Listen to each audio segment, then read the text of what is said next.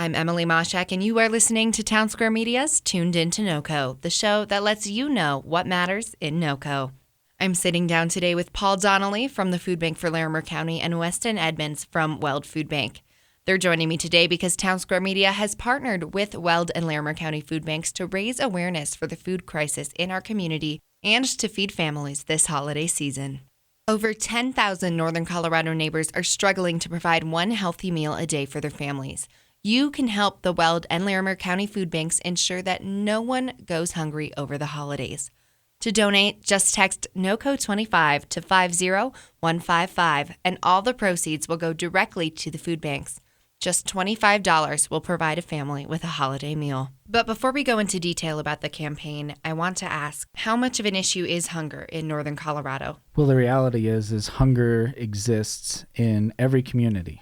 So that's why we're actually really excited about this partnership with Food Bank for Larimer County, because it really does paint the picture that you get a college town, a big college town like Fort Collins, there's hunger there. You get to a small town like Greeley, there's hunger there.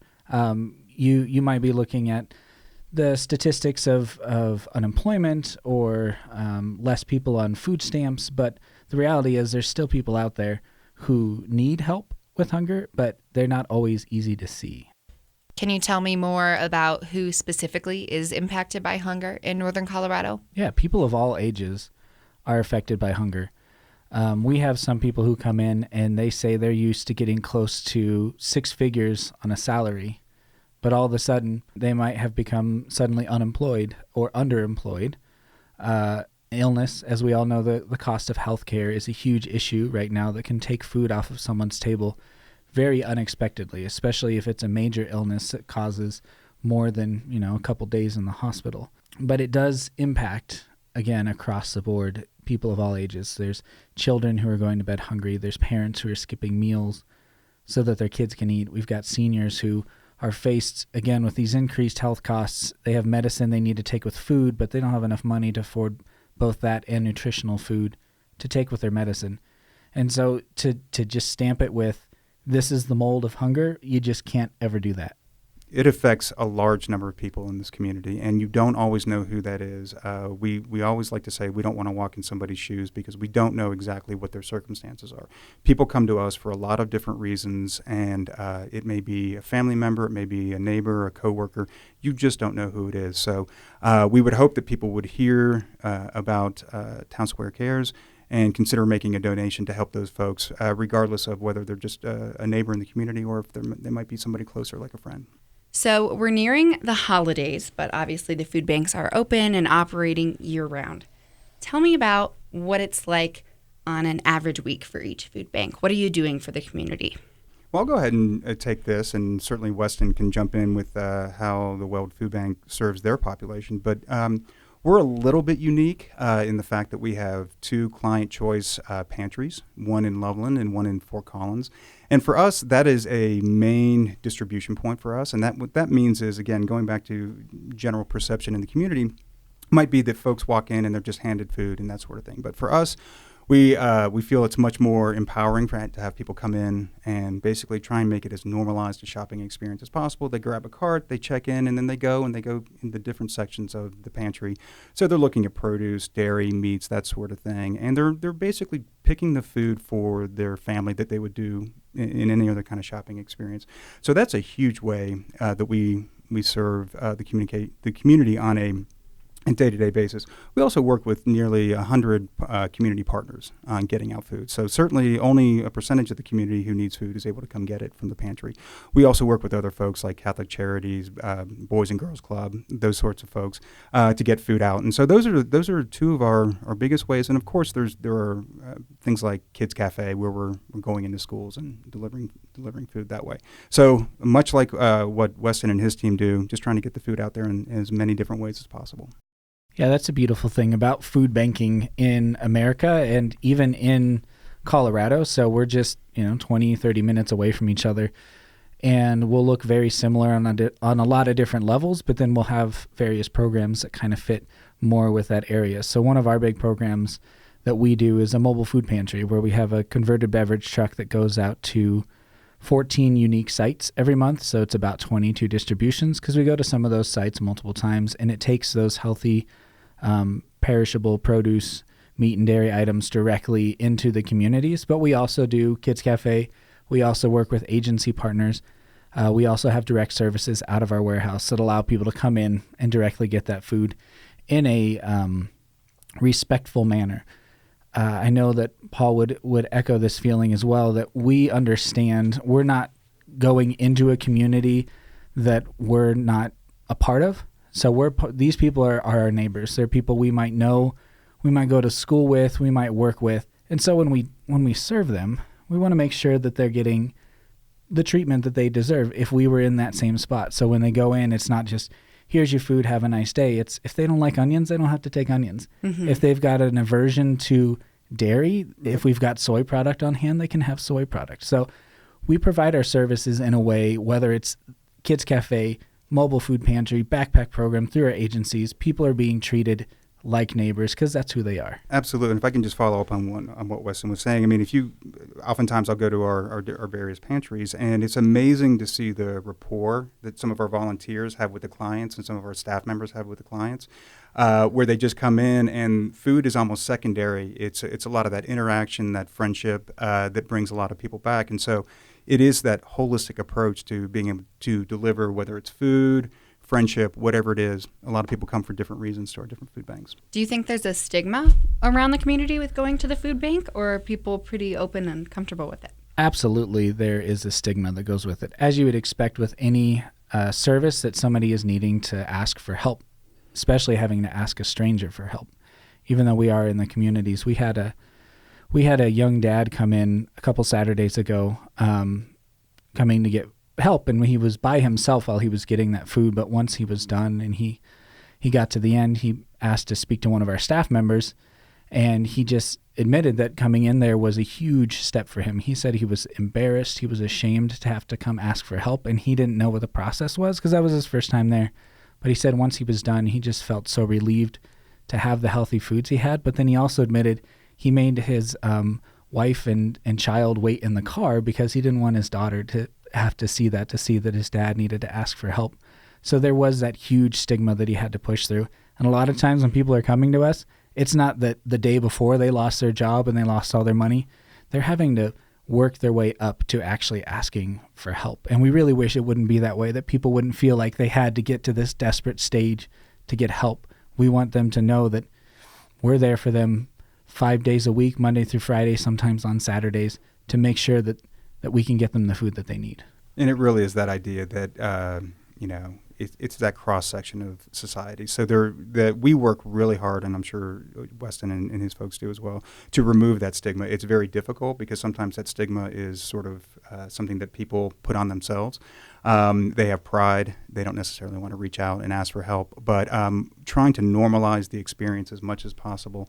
We have one of the things that we get a lot of feedback on are our kids' cafe programs, and some of our folks will go into the schools, or they'll be interacting with different program folks, and a little kid will walk up and it's like, oh, the food bank. We go to the food bank, and it's trying to get to that place where it's a positive interaction, it's a positive connection, but it's a process. So we work on it every day.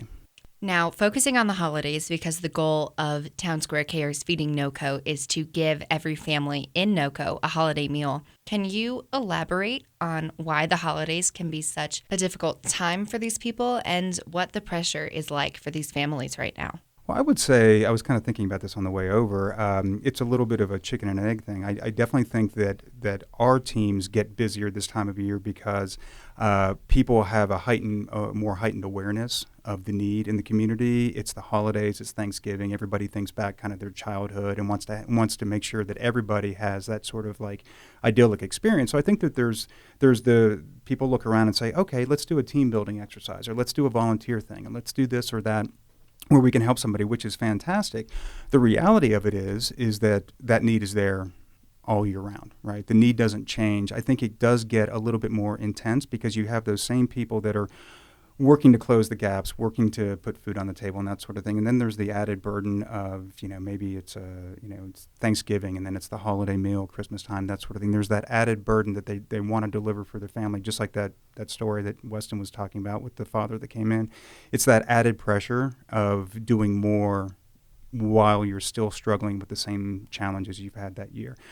Throughout the year. So it's definitely more need. We do an event every November where we try and collect as many turkeys as we can, and they get distributed to the different kids in schools that are in need, and then families throughout the community. And that's a totally separate and different process. Like, we're not collecting turkeys in July, but come Thanksgiving, we're definitely trying to collect those so we can distribute those that food product, those meals, that sort of thing throughout the week or so leading up to Thanksgiving. So it's definitely a little bit more work on our part, but certainly a bigger need in the community.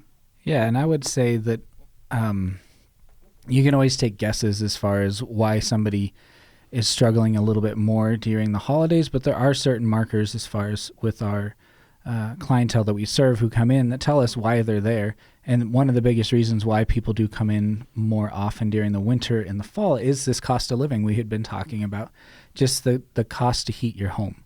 In the summer, you can keep your AC off. You can put a couple fans on if you need to save some money. But when you get to the winter and the average temperature is in the teens, and you're saying you should keep your heat off so you can save some money, that's not as easy to do. So they're coming in because there's increased need as far as just cost of living alone can drive people in. And like to what Paul said, it does become a busy time for us at the holidays, but it's my favorite time of year, and especially around Weld Food Bank, it's our favorite time of year because the community really steps up. Like, they understand that this time of year, it's the season of giving, but their giving is more than just gifts to their family. They're helping to really make an impact during that time. I love that we have a community that steps up, and I was able to meet some of them when I volunteered at Weld Food Bank last week. But I want to help our listeners step up even more, and that's why Townsquare Media is launching Feeding NoCo. So I want to get into the logistics so our listeners know exactly how they can donate and help these families. What do they need to do?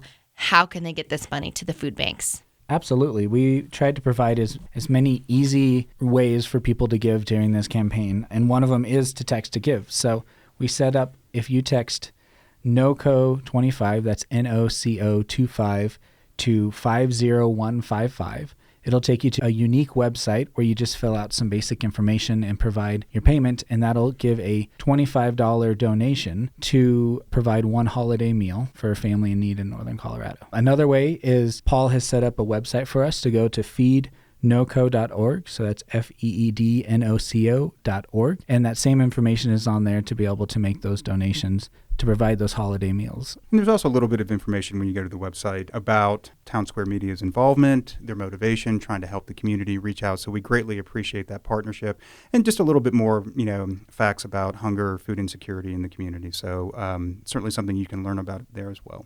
Speaking of learning, can you tell our listeners a little bit more about exactly where their money will be going and how it will specifically help feed a family during the holidays? Well, for Weld Food Bank, the money will be going to help provide those holiday meals. The $25 would provide a holiday meal, which includes the turkey, includes all the fixings for a family of 4. But we all know that even if you get a 10-pound turkey, you're left with leftovers. So it's going to actually impact more than just a family of 4. It's going to provide a holiday meal for those families. And then those will go out through our agency partners throughout Weld County. Totally agree. And we also take this opportunity this time of year to start telling people that don't wait until the week of Thanksgiving. If you're in need, start looking around, contacting those other community agencies to start getting on their list. Maybe it's a housing authority that you're a partner with. Maybe it's at your child's school.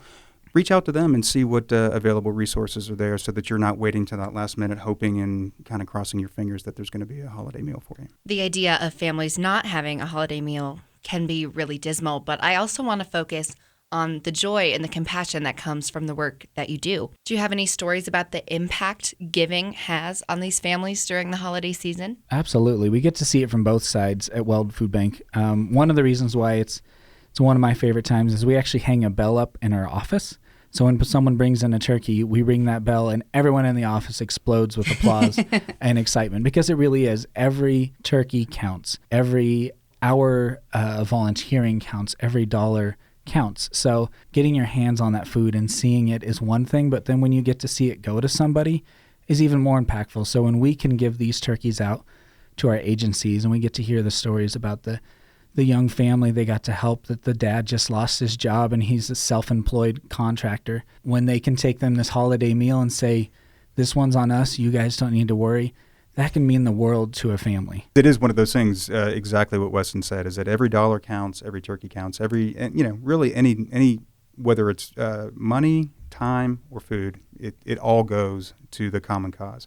There's the food that we all need to live, but there's also that idea that somebody comes in and they're looking for a birthday cake, and we just so happen to have a birthday cake, and then we can give it to them, and that makes their day, right? Because now they're going to be able to share that. That's so lovely to hear because this is such a complex and common issue. It's nice to be reminded of the joy and compassion that can be on the other end when people are able to join in and help and donate. Before we sign off, I just want to ask one more time, can you tell our listeners why Townsquare Cares Feeding NoCo is so important for the community? I think the one takeaway from my perspective would be that this is an opportunity for us as a community during the holiday season to really spread joy and cheer to families who need a little bit of extra help this holiday season. So there is a part that people can play. A simple $25 donation means that another family gets to experience the joy that we're going to get to experience in a couple weeks with our families, to sit around a table, have a nice, warm Thanksgiving meal, and reflect on the things in life that bring us joy, which is the people we're sitting around the table with. So if we can do that as a Northern Colorado community for the 10,000 families who need that help, I think we've got a great mission to be accomplished there. Couldn't have said it better myself. The one thing that I would add to that is a little bit what we've touched on in this conversation, which is it is the holiday season. It's busy. It's busy not only for Weston and I and everybody that we work with, but it's busy. It's a busy time for the community as a whole, right? There's more get-togethers. There's more requests for your time, that sort of thing. And I would just say that this is one of many things that you're going to be asked about during the holiday season, and we hope that you will see the value in it, the benefit that you have for the community by taking the time to learn more about the program, about the benefits to the community, and how just making a small donation can help so many.